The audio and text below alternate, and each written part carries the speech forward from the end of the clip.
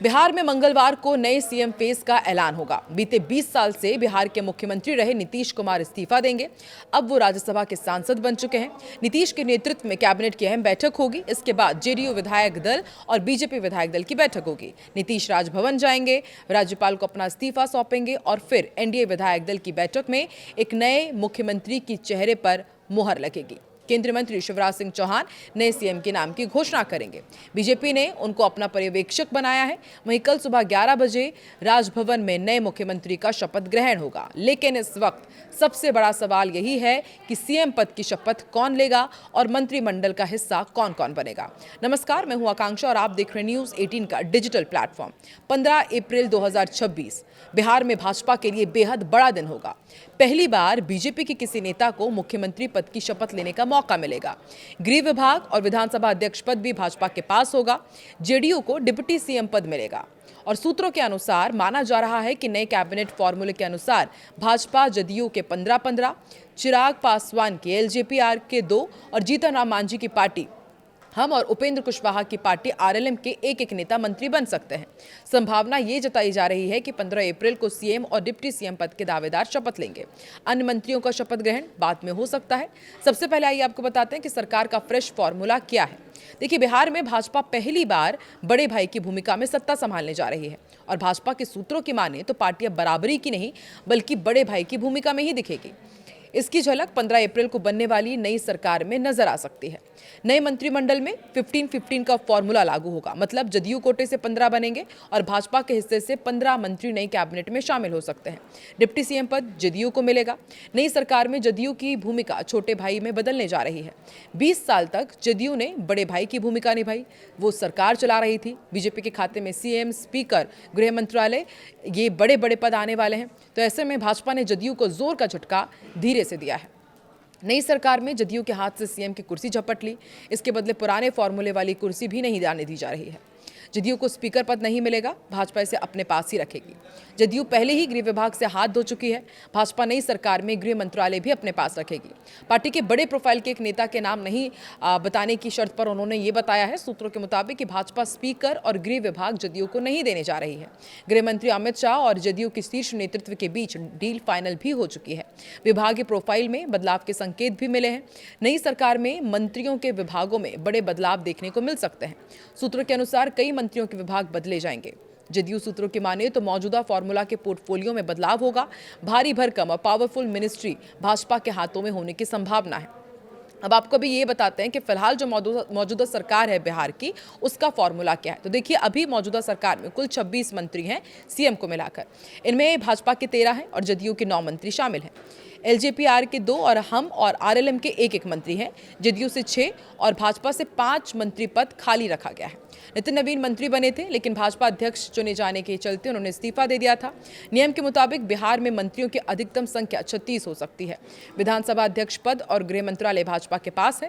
Nitish cabinet में speaker और गृह विभाग दोनों भाजपा के खाते में है। दोनों पद काफी अहम माने जाते हैं।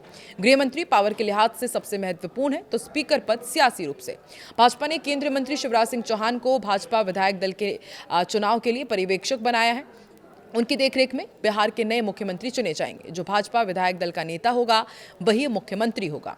हाँ, भाजपा विधायकों द्वारा तय किए गए नाम पर एनडीए के बाकी 4 दलों की भी सहमति ली जाएगी। ये काम एनडीए विधायक दल की बैठक में होगा। वहीं सीएम नीतीश कुमार के बेटे निशांत कुमार सरकार में शामिल होने के लिए सोमवार देर रात तक राजी नहीं हुए हैं। टीम निशांत के 10 से ज्यादा विधायक उन्हें 5 दिन से मनाने की कोशिश कर रहे हैं। आखिर कोशिश आज यानी कि मंगलवार को फिर की जाएगी। इसके बाद नहीं माने तो जदयू अपने प्लान बी को एक्टिव करेगी। सीएम हाउस में हुई हाई प्रोफाइल बैठक में ये टॉप एजेंडा रहा है। नीतीश कुमार ने जब राज्यसभा जाने का फैसला लिया था, तब निशांत कुमार पार्टी और सरकार में शामिल होने के लिए तैयार थे। सब कुछ तय भी हो गया था। निशांत की ब्रांडिंग से लेकर टीम निशांत का गठन तक कर दिया गया था। उन्होंने जिलावार विधायकों, सांसदों, मंत्रियों से मुलाकात शुरू कर दी थी। सब कुछ सेट था। तय प्लानिंग के तहत एक फैसले भी लिए जा रहे थे। लेकिन 5 दिन पहले निशांत कुमार ने अचानक सरकार में शामिल होने से इनकार कर दिया। इसके बाद शुरू हुई उन्हें मनाने की प्रक्रिया। निशांत को पिछले 5 दिन से मनाने की कोशिश में जुटे हुए पार्टी के एक विधायक ने बताया कि दिन भर सीएम हाउस में बैठक कर अलग अलग नेता उन्हें मनाने में जुटे हुए हैं। बताया जा रहा है कि उनकी सरकार में शामिल होना क्यों जरूरी है, अगर वो शामिल नहीं होते हैं तो पार्टी के भीतर क्या असर हो सकता है, ये सब कुछ अभी निशांत कुमार को समझाया जा रहा है। दरअसल परिवारवाद के आरोप से बचने से लेकर बिहार घूमने की प्रक्रिया तक सब कुछ उन्हें समझाई जा रही है। समझाने वाले में केवल उनके युवा ब्रिगेड के विधायक ही नहीं, जेडीयू की सीनियर लीडर के साथ परिवार के लोग भी कोशिश कर रहे हैं कि निशांत सरकार का हिस्सा बन जाए। बिहार में नई सीएम के चेहरे पर जारी सस्पेंस के बीच अब संघ और बीजेपी में लगभग सहमति बनती हुई दिख रही है। बीजेपी सूत्रों की माने तो डिप्टी सीएम सम्राट चौधरी को बिहार का नया सीएम बनाया जा सकता है। अभी तक संघ सम्राट चौधरी के नाम पर राजी नहीं हो रहा था, लेकिन केंद्रीय गृह मंत्री अमित शाह ने खुद सम्राट चौधरी के नाम को लेकर पैरवी की और उन्हें अपनी पसंद बताया है। हालांकि आधिकारिक तौर पर फिलहाल बीजेपी और संघ के कोई भी पदाधिकारी इस पर स्पष्ट बोलने से बच रहे हैं। संघ बिहार में ईबीसी कैटेगरी के नेता को नया सीएम बनाना चाहता था और लगातार न्यूज़ 18 भी आपको बता रहा है कि कैसे कैसे समीकरण साधे जा रहे हैं। पार्टी के प्रदेश स्तर के कई नेताओं के अलावा कई सीनियर आईएएस से भी लगातार बात की जा रही है। हमने सबसे समझने की कोशिश की कि आखिर सीएम के चेहरे के लिए किस नाम पर चर्चा चल रही है। ऑन रिकॉर्ड कोई भी इस मामले पर कुछ भी बोलने से सीधे परहेज कर रहा है, जबकि ऑफ द रिकॉर्ड सभी सम्राट चौधरी के नाम का इशारा कर रहे हैं।